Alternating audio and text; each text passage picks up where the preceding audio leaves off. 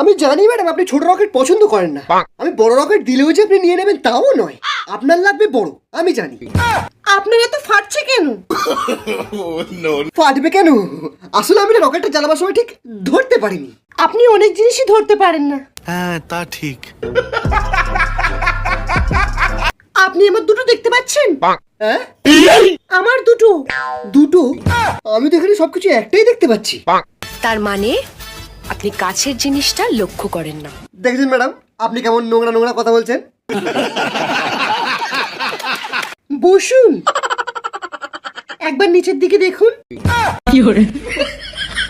ও, কি বড় সাইজ আপনার বোমের। তবুও ভালো, আপনি আমার বোম দুটো লক্ষ্য করলেন।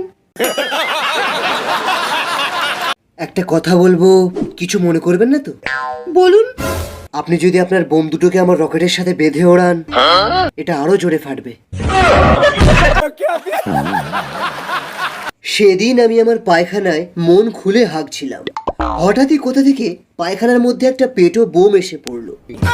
কিছুক্ষণের জন্য হলেও মনে হয়েছিল যে আমি বোধহয় আর বাঁচবো না।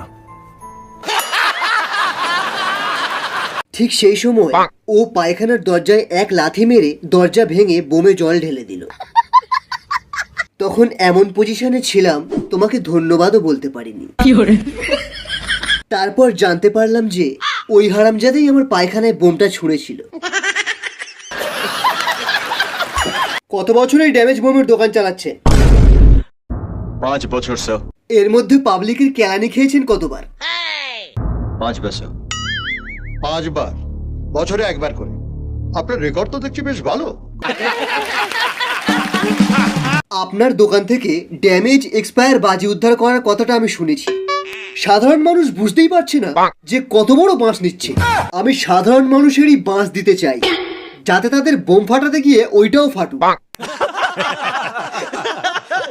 সেই জন্য আমি আপনার কাছ থেকে ড্যামেজ বোম কিনে পাবলিককে ফ্রিতে বিতরণ করব। স্যার, 5 বার পাবলিকের কেলানি খাওয়ার যা রেকর্ড আছে, তার দোকান থেকে কি বাজি কেনা ঠিক হবে? আমার কাছে সেই দোকানদারের রেকর্ড সবচেয়ে ভালো, যার পাবলিকের কেলানি খেয়েও বোমের সেল সবচেয়ে বেশি।